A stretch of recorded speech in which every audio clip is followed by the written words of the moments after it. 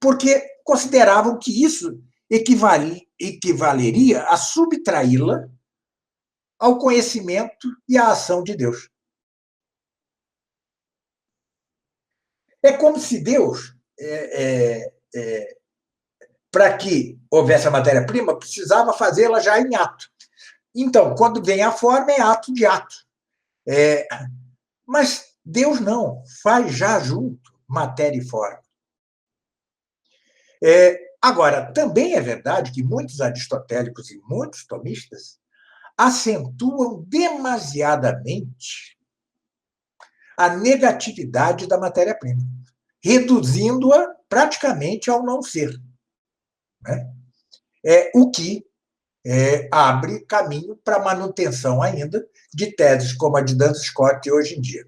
Isso eu discuto longamente na escola tomista, minha escola tomista, no ponto da física geral. Eu faço uma crítica ali a muitos aristotélicos e ainda a atomistas que exageram, né, a negatividade da matéria-prima, a ponto de quase dar razão de bandeja aos escotistas. Vejamos agora a pluralidade das formas. Duns Scott renova o que já era comum em sua escola, na escola franciscana, que é a pluralidade de formas substanciais num mesmo indivíduo, numa mesma substância primeira. E, em verdade, a razão desta tese não obedece a razões filosóficas, mas a razões teológicas. Tratava-se de explicar como continuou idêntico o corpo de Cristo antes da morte, depois da morte, enquanto esteve separado da alma, e depois da ressurreição. Por isso é que Oxford, em 1277, condenou a unicidade da forma substancial.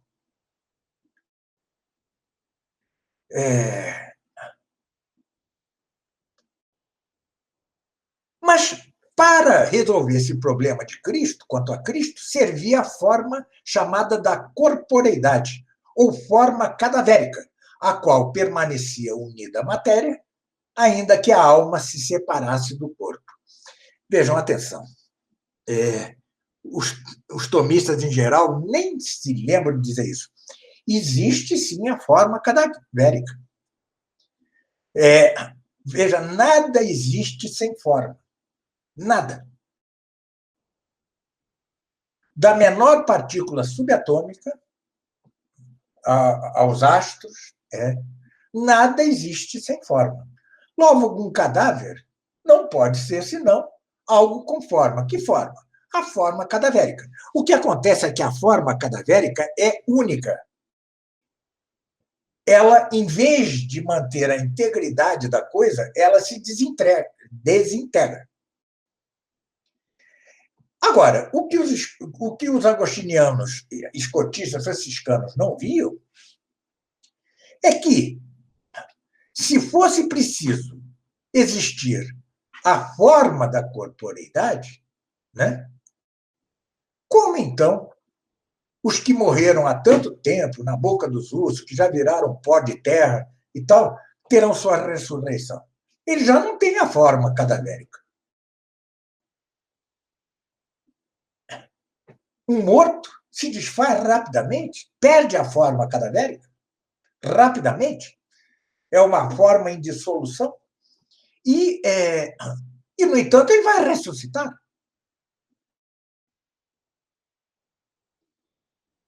Ou seja, tudo isso é da ordem do milagre. É da ordem do milagre. Ademais, a forma cadavérica de Cristo não se corrompeu. Foram 3 dias em que o cadáver de Cristo não padeceu corrupção. Isso é claramente miraculoso.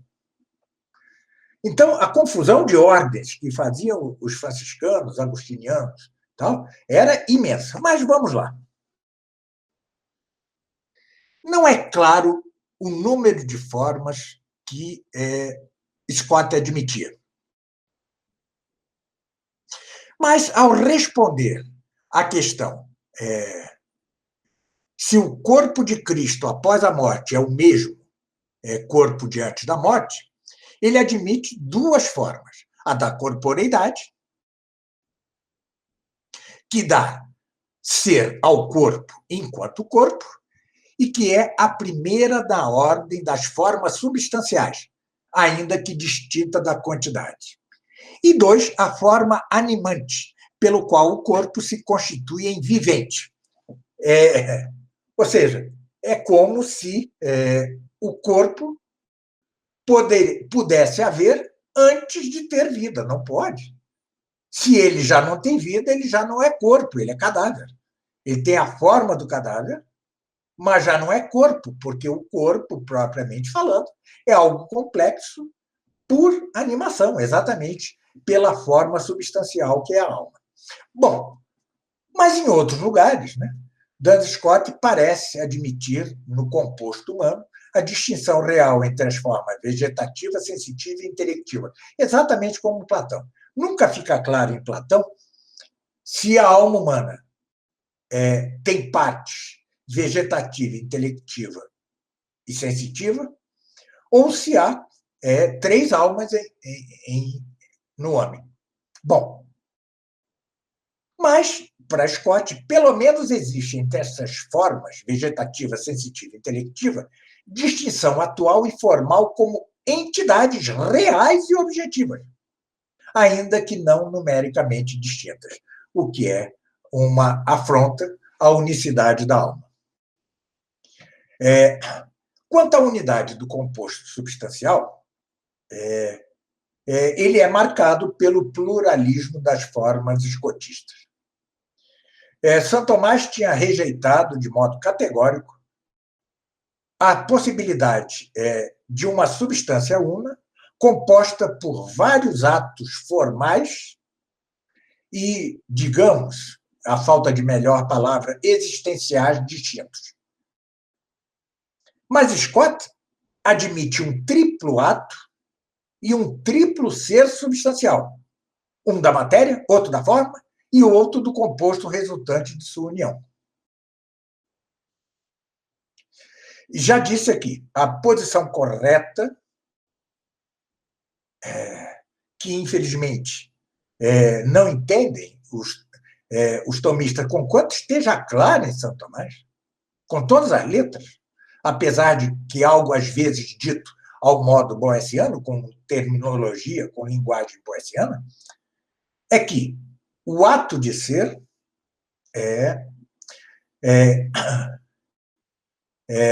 dá ao ato a essência, que é composta de matéria e forma, e pois a própria forma do que resulta o ente. Bom, mas, segundo Duns Scott, o composto não tem unidade substancial estrita, senão que tem unidade somente resultante de uma agregação. Quanto ao princípio de individuação, uma das teses condenadas pelo bispo Tampier, né, em 1277 também, foi a tese tomista da individuação pela matéria.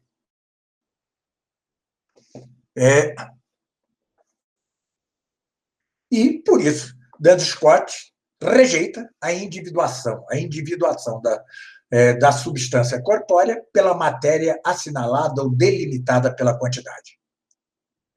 A matéria é indistinta e indeterminada e, portanto, não pode constituir princípio de individuação. Mas, para que se entenda o que pensa quanto a isso Duns Scott, é preciso partir de seu conceito de universal. Há uma natureza comum. É a natura communis de Avicena. Há que entender que grande parte da escolástica foi aviceniana, incluindo Duns Scott. Coisa que Etienne de Jusson percebe bem no seu livrinho lançado pela Paulus. Eu acho que é pela Paulus. Há uma natureza comum que é, de si mesma, indeterminada. Indeterminada tanto a universalidade como a individualidade. Para que seja contraída ao indivíduo, é preciso sobrepor-lhe diferenças ou formalidades que a especifiquem. Na ordem lógica, a contração faz-se acrescentando ao conceito universal diferenças específicas, até chegar à espécie especialíssima, que é a última diferença que constitui o indivíduo. Isso é correto, né? É a árvore de Porfírio. Mas na ordem ontológica, Duns Scott resolve o problema de maneira semelhante. Esse é seu erro. Acrescentando à natureza comum uma série de formalidades descendentes. Substância, corpo, vivente, animal, racional, que se vão superpondo umas às outras até chegar ao indivíduo. Este é seu erro. Este é seu erro. É o salto do lógico para o ontológico, digamos assim. Isso já estava em verdade em São Boaventura. Não é uma novidade absoluta em Duns Scott. Só que Duns Scott desenvolve a coisa muito mais. Para ele, cada uma de tais formalidades tem certa unidade. E elas distinguem-se entre si formalmente. Mas nenhuma tem unidade estrita, numérica. Esta última determinação formal que se acrescenta, né, à entidade do universal, que fecha, da última determinação numérica, como alguém já disse, a pirâmide de formalidades que se superpõe em cada ente, essa coisa que dá o último selo a todas as demais formalidades anteriores e que contrai a espécie a ser esta coisa, hoc aliquid todeti, no grego de Aristóteles, é a esseidade, exatamente a esseidade, com a qual constitui-se completamente o indivíduo singular, que Santo Tomás e Aristóteles chamavam substância primeira. Bom, assim, tanto na ordem lógica como na ontológica, o problema consiste em contrair a natureza universal, ou comum, primeiro ao universal e depois ao particular. Há uma entidade comum, ou quididade comum, que pertence ao conceito universal, a qual corresponde à unidade em comum. E há outra entidade singular que pertence ao indivíduo, a qual corresponde à unidade em singular. E a cada uma delas compete certa singularidade. Cada uma das entidades que entram na composição de um indivíduo já tem por si mesma certa individualidade, porque a individualidade se identifica com o ato de ser, de existir. E toda entidade, enquanto tal, é indivídua por si mesma. Assim, no composto individual entram pelo menos 6 entidades. A matéria universal e a matéria particular, a forma universal e a forma particular, o composto universal e o composto particular. Vejamos agora a antropologia de Duns Scott. Quanto à unidade do composto humano, para Santo Tomás, a unidade provinha da forma e do ato de ser substancial, que dá ao composto o ser simpliciter.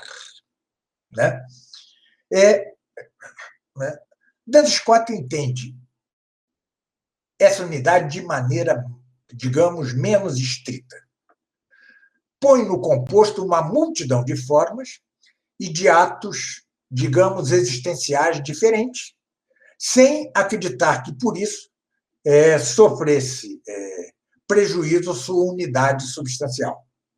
A forma da corporeidade é recebida diretamente sobre a matéria e a dispõe para receber os atos das demais formas. vegetativa, sensitiva e intelectiva.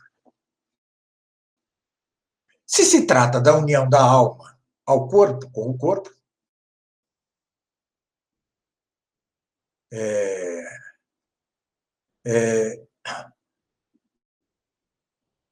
São Tomás tinha salvado essa unidade, né, exatamente com a doutrina de que a alma humana é a forma substancial do corpo humano.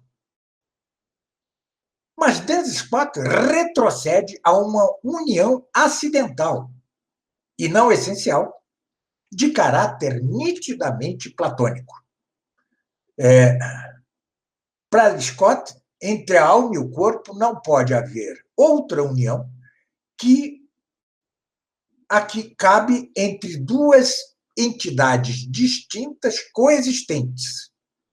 O influxo mútuo entre elas se explica não por unidade substancial, mas por coexistência e por contato virtual. Exatamente doutrina que retomará outra vez Descartes. Para Duns Scott, a alma é uma entidade simples e homogênea. Suas potências, intelecto e vontade, se identificam realmente com sua essência, conquanto se distingam dela com distinção formal, o que é uma absoluta alucinação, perdoe-me.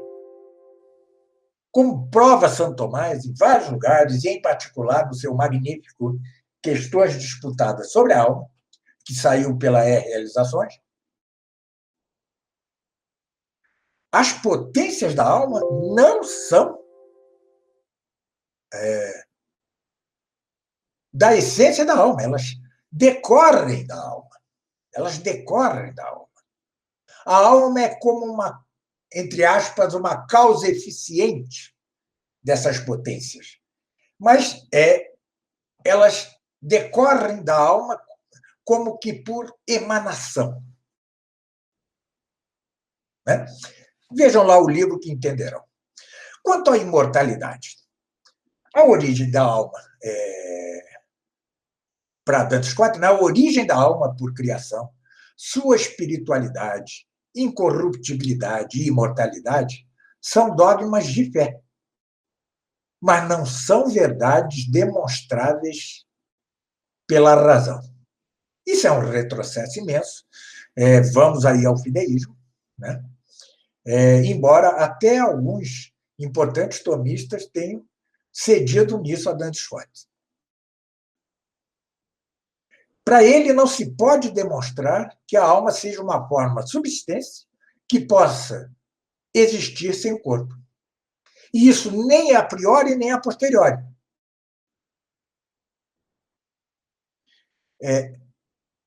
Tampouco, diz Scott, vale alegar nosso desejo de existir sempre, porque também os animais temem a morte.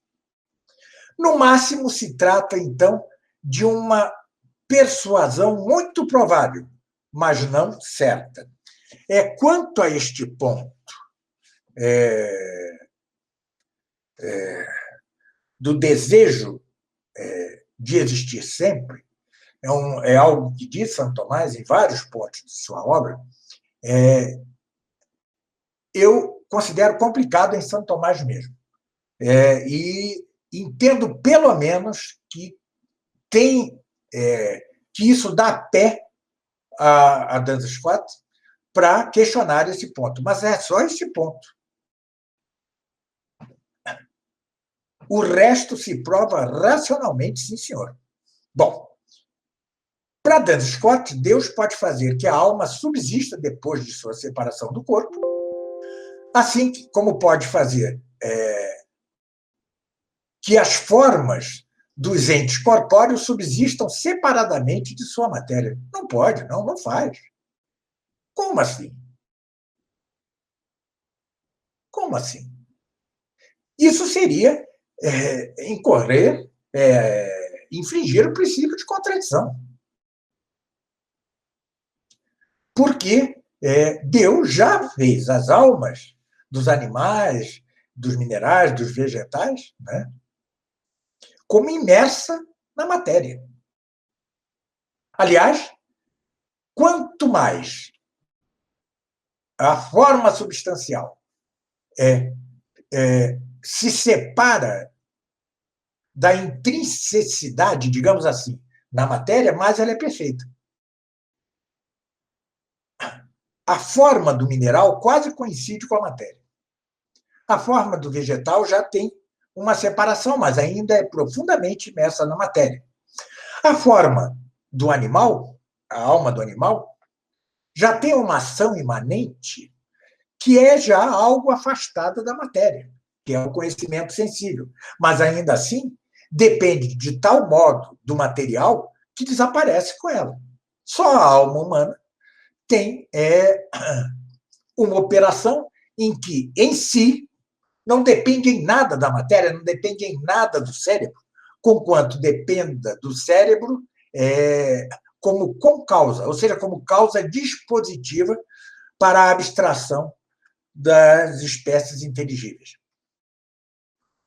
Mas como que Deus fará a forma? Veja, uma coisa é pensar na forma do animal, que Deus pensa, tá? Ele é causa paradigmática das coisas. Outra coisa é fazer a alma do cãozinho sair por aí. Não foi assim que Deus criou o cão. Bom, essas afirmações que claramente tangenciam o fideísmo, ao modo de Kant até, aparecem muito mais firmemente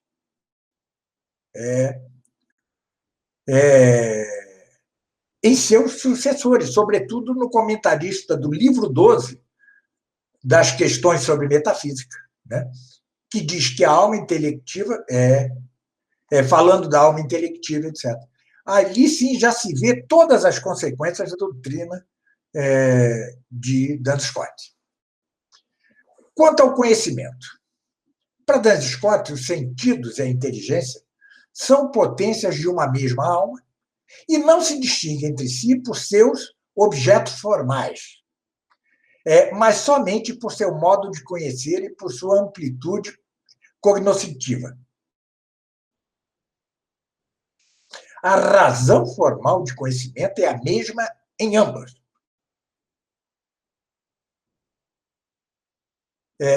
O que é um absurdo. O olho tem por objeto próprio, e não formal, objeto próprio a cor. O intelecto tem por objeto próprio o ente, coisa que o mesmo Duns Scott diz, ampliando a coisa, o ente enquanto ente. Então, como não se distingue entre si por seu objeto? O objeto próprio da audição é o som, o objeto próprio do intelecto é o ente e, mais perfeitamente, a verdade. Bom, diz Duns Scott, no estado atual de união da alma com o corpo, os sentidos podem ser uma ponte necessária ou um estorvo imposto entre nosso entendimento e as coisas. Não é nenhum obstáculo. É uma ponte necessária, dada a união da alma com o corpo. Mas, segundo Scott, a inteligibilidade de uma coisa se identifica com sua entidade. Tudo quanto existe é cognoscível, sim. Isso, em geral, sim. O que não quer dizer que nós possamos conhecer tudo. Deus é o absolutamente inteligível e, no entanto, nós não o conhecemos por essência. Assim como o Sol é o maximamente luminoso e o morcego não o pode ver. Então, Duns Scott fica no plano da lógica, dos princípios absolutos e não desce à realidade. Sendo, portanto, o singular, diz Duns Scott, uma entidade existente, é também, pela mesma razão, inteligível. Mas Duns Scott como que reconhece que no estado atual de nossa inteligência, unido a um corpo material, só se pode ter um conhecimento confuso. Mas uma inteligência pura, como a dos anjos, pode conhecer perfeita e claramente o singular material. Veja, aqui também há uma confusão dos tomistas, né? Os tomistas deslocam para a segunda operação do intelecto a conversio ad fantasmata, ou seja, o retorno aos fantasmas, que nos faz conhecer perfeitamente, cabalmente, o indivíduo. Nós não temos um conhecimento confuso do indivíduo. Nós temos um conhecimento bom. O que sucede é que o anjo, menos espécies inteligíveis, conhece mais perfeitamente que nós, por mais espécies inteligíveis. Assim como uma pessoa rude, de inteligência parca, para entender algo, necessita que nós lhe demos exemplos atrás de exemplos até que ele entenda. Enquanto uma inteligência mais aguda, com menos noções e conceitos e menos exemplos, entende já mais de imediato certa coisa. É a mesma distinção. Bom,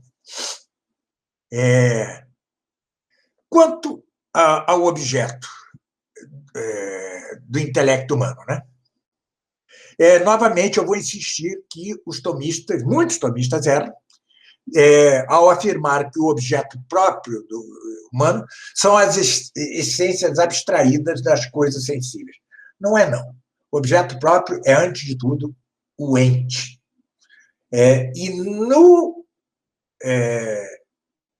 E na noção de ente está incluído tudo. Tudo. Absolutamente tudo.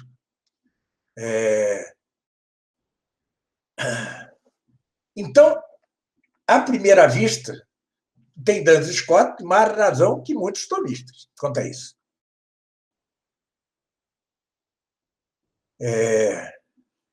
Mas acontece que, sendo para Duns Scott o ente unívoco, Deus,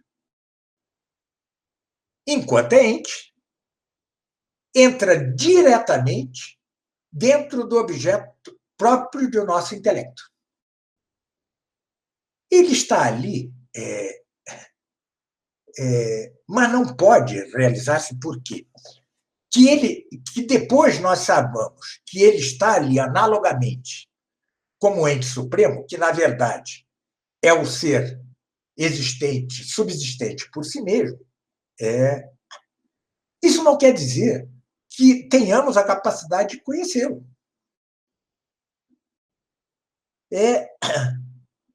Assim como nós não conhecemos uma série de coisas da natureza. Aliás, é algo que eu vou desenvolver no livro Questões Metafísicas. Uma coisa que parece que nunca ninguém se deu muita conta é que nós só conhecemos e definimos uma essência. Qual? A de homem. Nós definimos a essência de homem. Substância, a mais larga, né?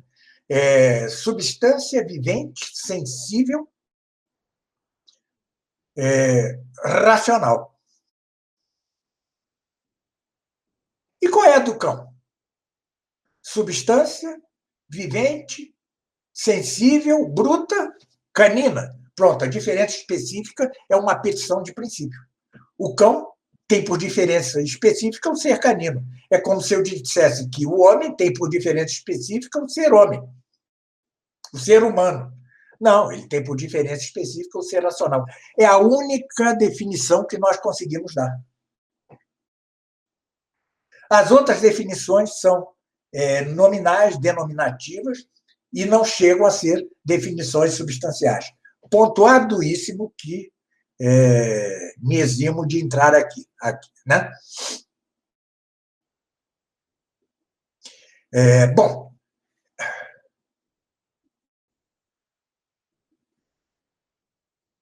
mas, como consequência do pecado original, diz Duns Scott,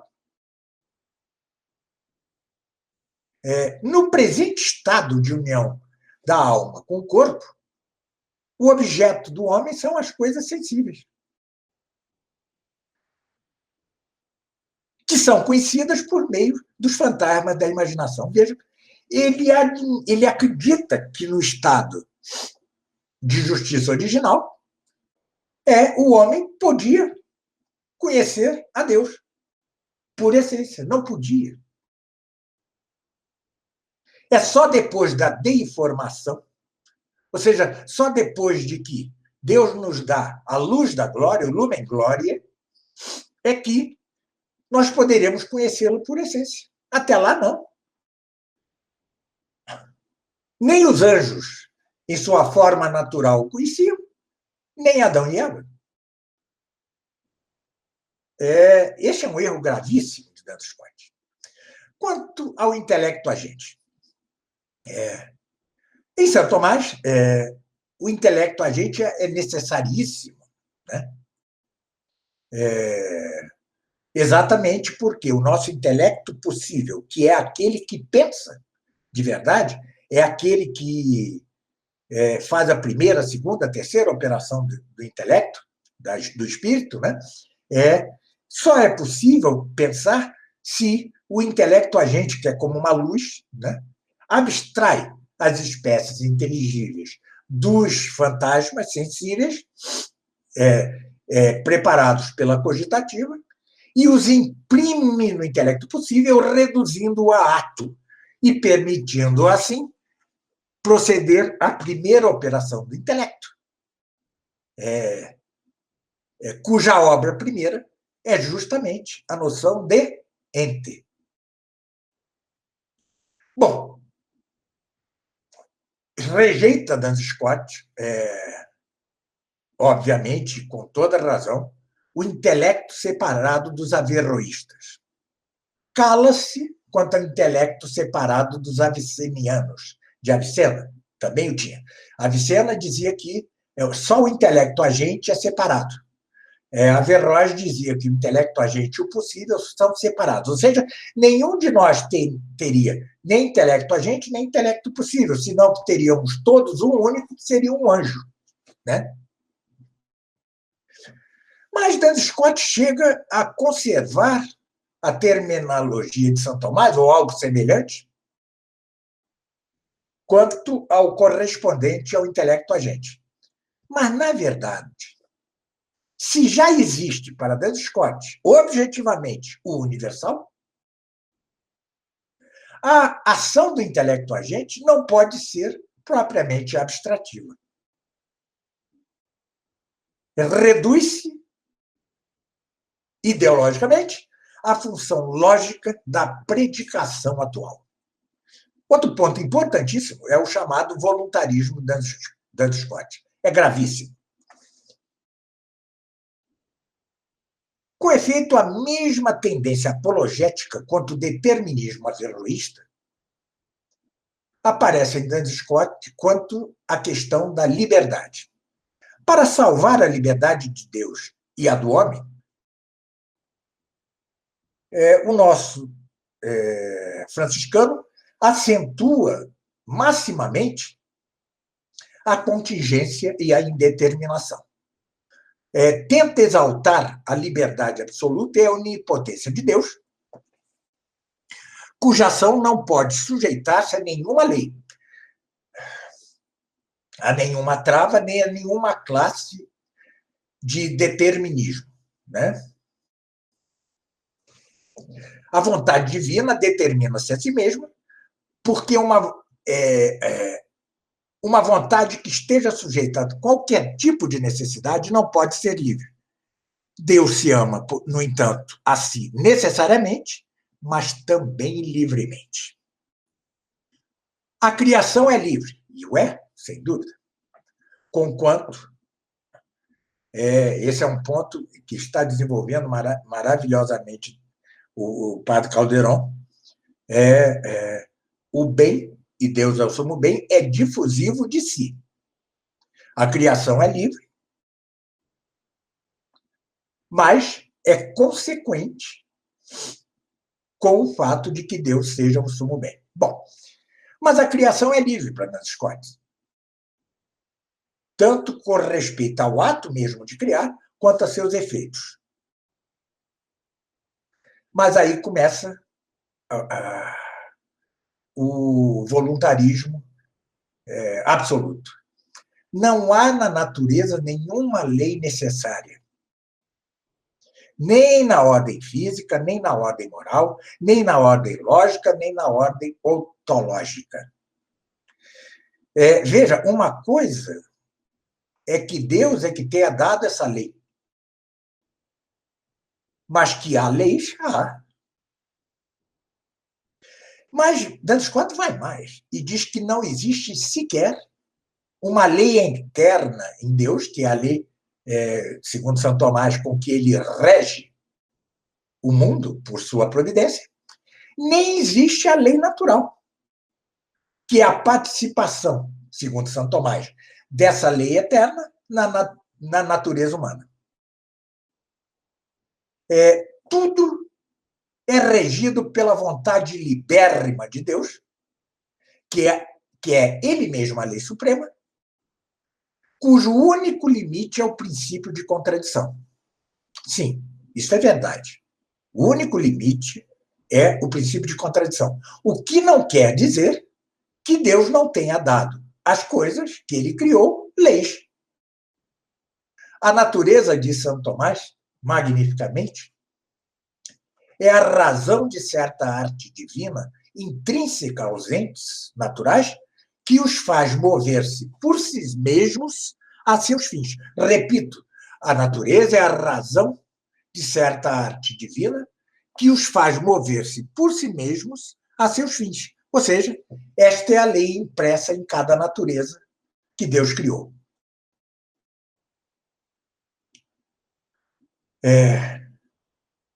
Mas, continua Duns Scotus, tudo é porque Deus quer e como Deus quer. Sim, claro. Mas Deus só pode querer a coisa boa. Aí está. Porque, senão, seria incorrer em princípio de contradição, infringir o princípio de não contradição. E Duns Scotus não se dá conta disso. Bom, quais são as consequências dessa postura voluntarista? Primeiro, eu já disse, não existem leis cósmicas, não existem leis morais, é independente da vontade divina. Entenda-se. Elas são dependentes da vontade divina, enquanto é Deus mesmo quem as cria. Mas elas existem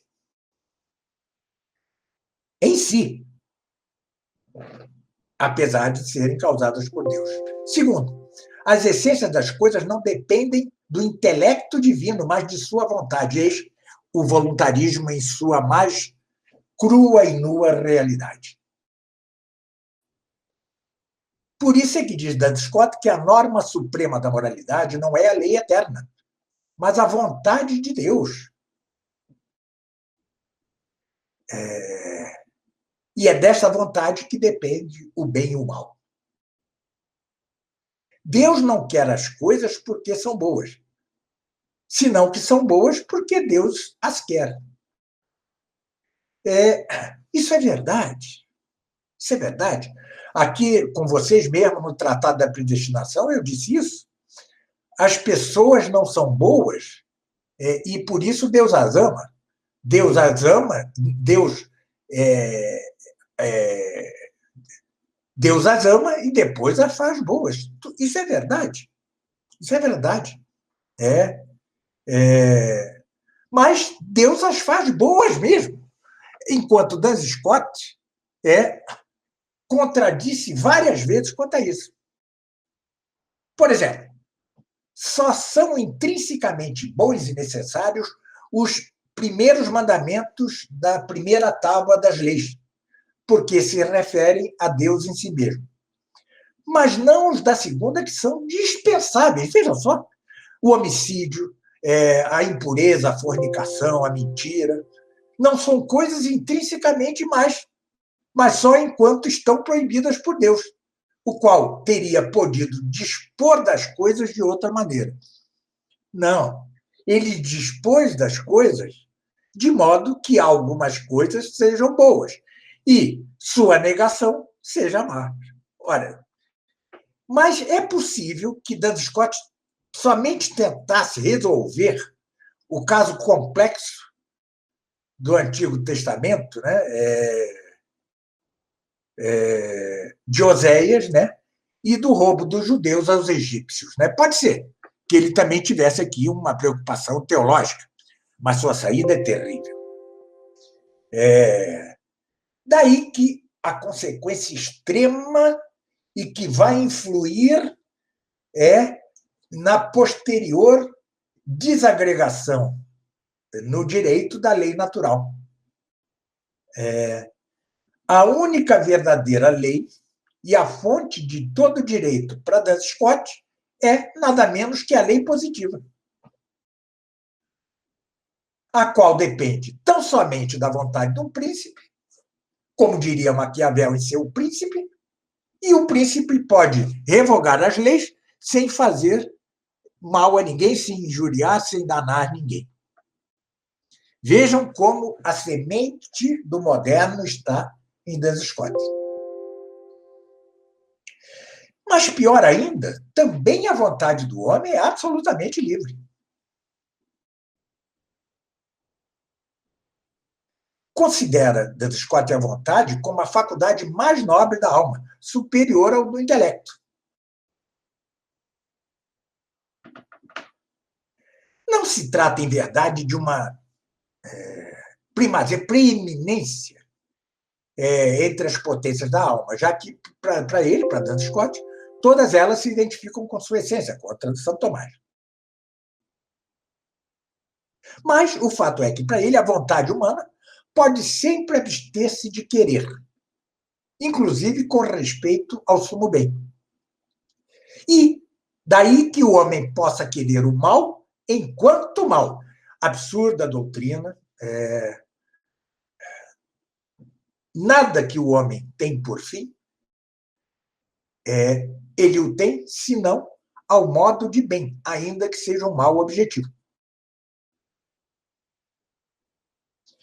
O fato é que tal liberdade moral permanece para Duns Scott, aqui ele chega aos píncaros do absurdo. No céu, os bem-aventurados e até a alma de Cristo podem pecar. Eles têm liberdade para pecar? Não têm.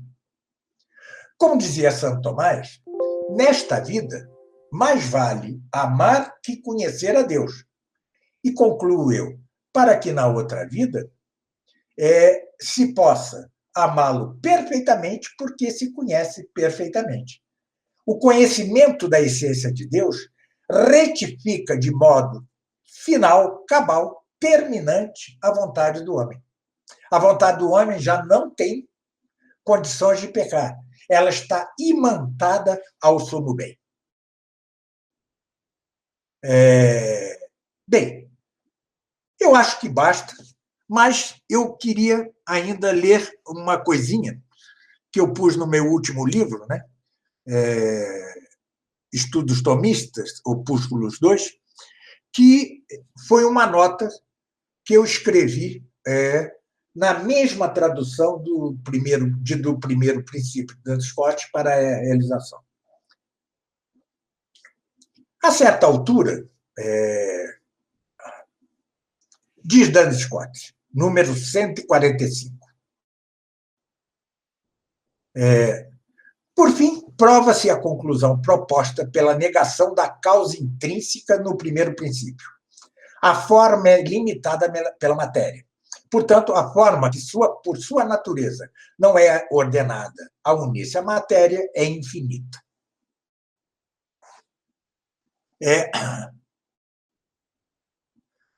Considero esta razão inválida. Por quê?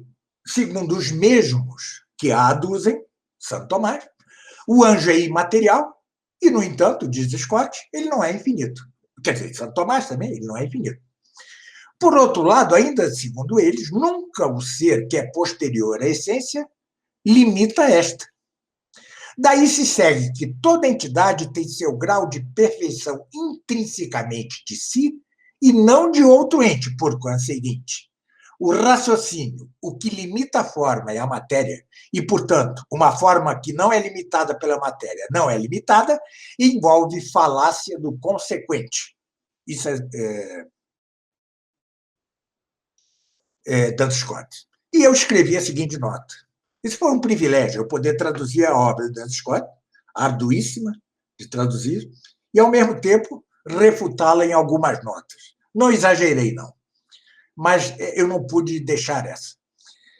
Aqui eu respondo não só a Duns Scott, como ao tradutor de sua obra, o espanhol, e seu editor, né, que é o Félix Ajuntis, né, a quem tive de recorrer para traduzir acertadamente certos conceitos que eu nunca tinha ouvido falar. Bom, escrevo eu. Antes de tudo, há aqui um equívoco de Duns Scott, ou de Félix Ajuntis, né, que inclui em sua tradução a nota 3 acima, que remete a Santo Tomás de Aquino. Suma Teológica, primeira parte, questão 7, artigo 1, corpus, e ad 2, e Suma contra os Gentios, 1, C 43. Não é isso que diz São Tomás de Aquino em nenhuma de suas obras. Para mostrá-lo, partamos da primeira passagem referida na nota, ou seja, Suma Teológica 1, questão 7 a 1, corpus. Nela, o Akinati visa unicamente a responder a certas objeções à infinitude de Deus, como se lê. Respondo. Isso é São Tomás. Deve dizer-se que todos os antigos filósofos reconheceram que o primeiro princípio é infinito. Mas, tendo errado alguns acerca da natureza do primeiro princípio, erraram também, consequentemente, no que diz respeito à sua infinitude. Porque, como supunham que a matéria é o primeiro princípio, consequentemente atribuíram ao primeiro princípio infinidade material, dizendo que o primeiro princípio das coisas é um corpo infinito. Considere-se, porém, que a matéria é de algum modo limitada pela forma, e esta por aquela. Veja que maravilha, a matéria é de algum modo limitada pela forma e a forma pela matéria. A matéria deve sua perfeição à forma, que a limita, e por isso o infinito atribuído à matéria tem razão de imperfeito, porque é como a matéria sem forma. A forma, porém, não é aperfeiçoada pela matéria, mas antes tem restringida sua amplitude por ela, e por isso o infinito considerado do ângulo da forma, não determinada pela matéria, tem razão de perfeito. Ora, o que é mais formal em todas as coisas é o ser mesmo. Porque o ser divino não pode ser recebido em algo, mas é ele mesmo seu ser subsistente, é evidente que Deus mesmo é infinito e perfeito. Vê-se, pois, agora sou eu, que Santo Tomás, nesta passagem, não busca senão refutar argumentos contra a infinitude de Deus baseados na matéria. Mas vê-se também, e sobretudo, quanto ao que aqui se trata, que ao concluir com o ser divino, ele não diz que este não é recebido na matéria, mas sim que não é recebido em algo. Por conseguinte, Santo Tomás não diz que a forma, que por sua natureza não é ordenada a unir-se à matéria, é infinita, como quer Duns Scott, mas diz tão somente que o ser divino, que é ele mesmo, seu ser subsistente, não pode ser recebido em algo, razão porque Deus é infinito. Em princípio, pois, afirmar, como de fato faz Santo Tomás, que o anjo é imaterial e, no entanto, não é infinito, não implica a contradição que Duns Scott quer ver na doutrina tomista com respeito ao que aqui nos ocupa. Mas pode sim parecer implicar lacuna ou falta de consequência se não se entende e não se explica por que, sendo o anjo imaterial, não é todavia infinito. Respondamos segundo Santo Tomás de Aquino, que no ponto em questão e na perspectiva da revelação vai muito além de Aristóteles. Se os entes não são infinitos, sendo somente o ser divino, é porque em todos há de haver alguma composição. E não há, é claro, tão somente no mesmo ser divino. Antes de tudo, todos os entes criados são compostos de dois princípios primeiros ou primários: ato e potência, ao contrário de Deus, que é ato puro. E tal, insista-se, vale tanto para os entes do mundo sensível como para os anjos ou puros espíritos. Por seu lado, porém, como já vimos, né, os entes do mundo sensível são compostos de matéria e de forma, estando aquela em potência ao ato, que é a forma, ao passo que nos anjos não há esta composição, são pura forma. Mas se estes puros espíritos são pura forma, é preciso averiguar se não tem razão das escolas. Demos, então, a palavra ao mesmo Santo Tomás. Suma Teológica 1, questão 50, artigo 2, ad 3.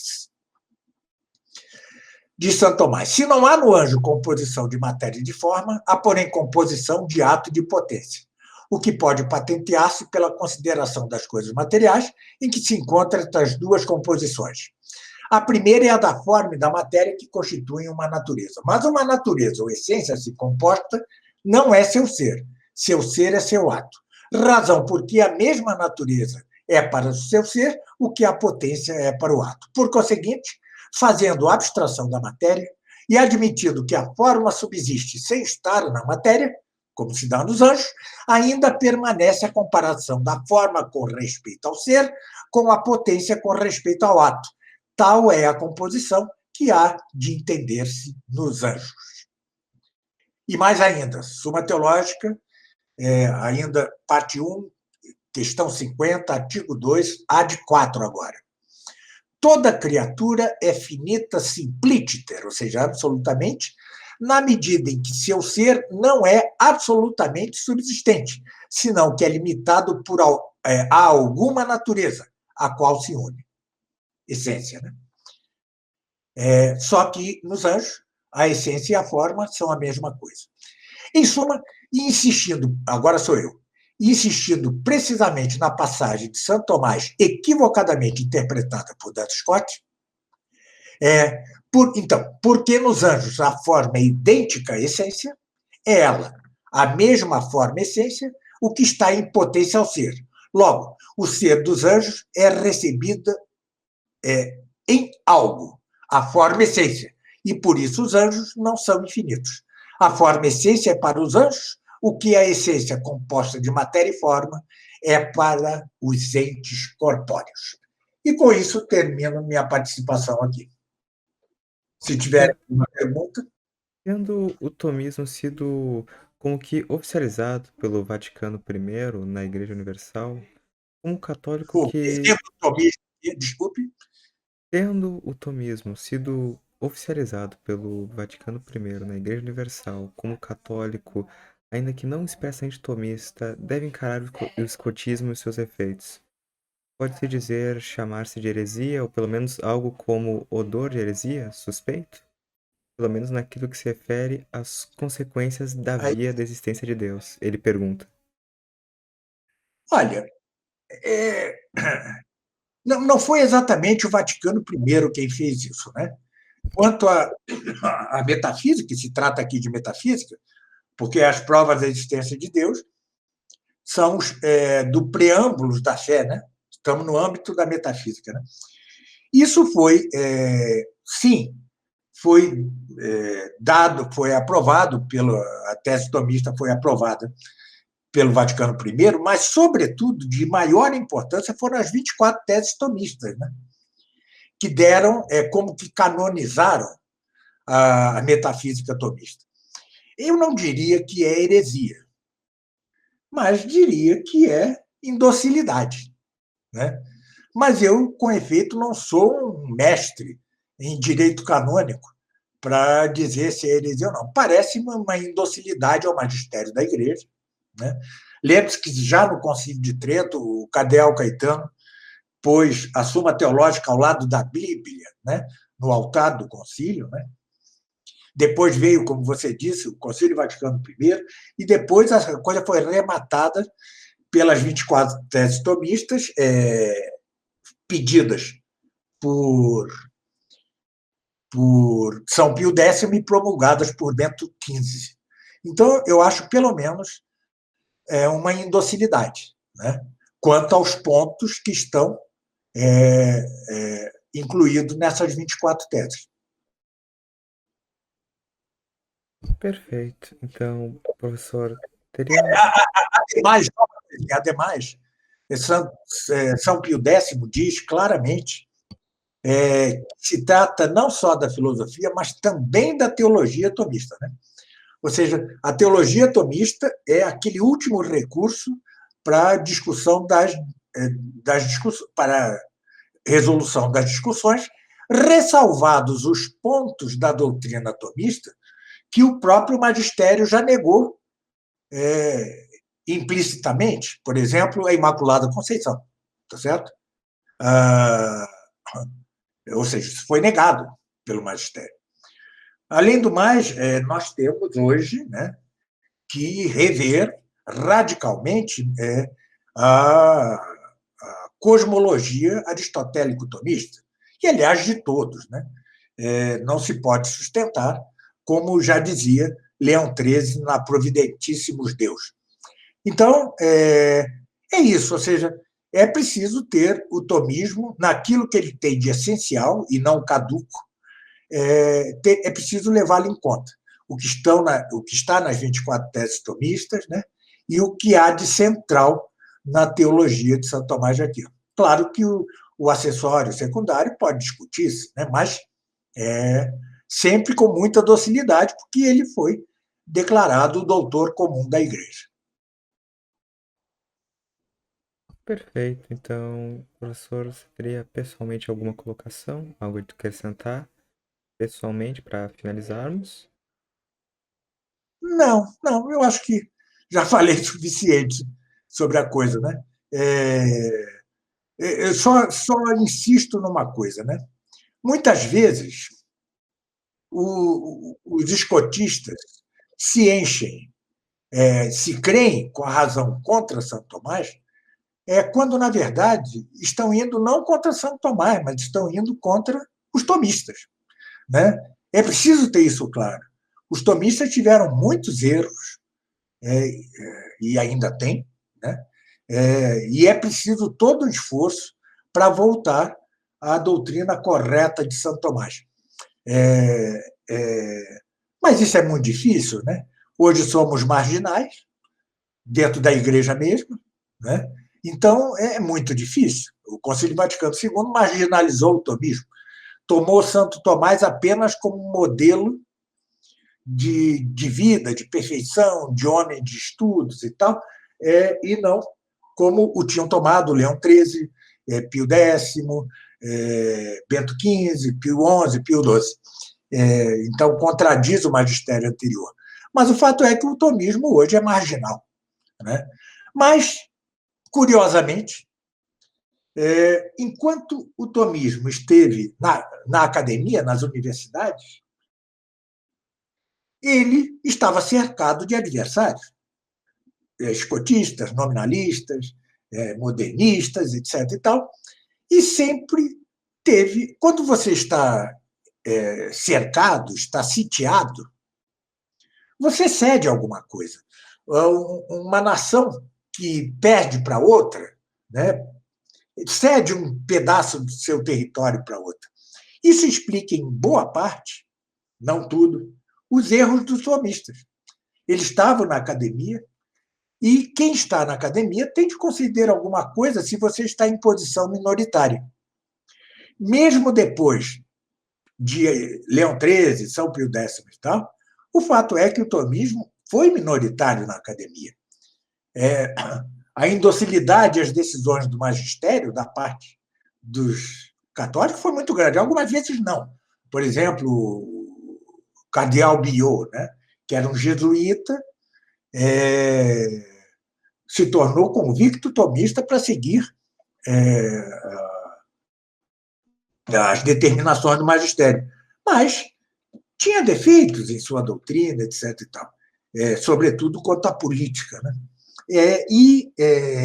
O fato é que a indocilidade, cujo cúmulo, né, acumulando-se, resultou no Concílio Vaticano II, foi muito grande. Então, o tomismo sempre esteve, de algum modo, majoritário na academia. Isso fez com que os tomistas cedessem aqui ou ali. Hoje, na marginalidade não necessitamos ceder nada. Até porque meia dúzia vai nos ouvir, né? 10, 12, 20, 100, 200, 5 mil, 10 mil, mas quantos mais? Então, não precisamos ceder em nada, já somos marginais, não ganhamos a vida com isto, né? Tudo isto é antes um empecilho a ganhar o pão de cada dia que qualquer outra coisa, e por isso podemos voltar num esforço grande ao espírito e, sempre que possível, à letra da doutrina de Santo Tomás. É Perfeito. isso. Então, professor, gostaria de agradecê-lo infinitamente por ter vindo aqui se dispor a falar sobre esse tema que é tão importante e que aparentemente está se tornando recorrente dentro da tradição, com inúmeras controvérsias, e que espero que, pela sua exposição brilhante, tenham sido, em sua grande maioria, fechadas agora. Bom, Então, muito obrigado. agradeço eu a oportunidade e estou à disposição, embora como esteja em processo de escrita de um livro, né? Agora meu tempo é bem mais curto, mas de vez em quando, se vocês precisarem de mim, estou à disposição. Tá bom, né? Tudo bem. Então, Muito obrigado. muito obrigado a todos que estão ouvindo e até a próxima.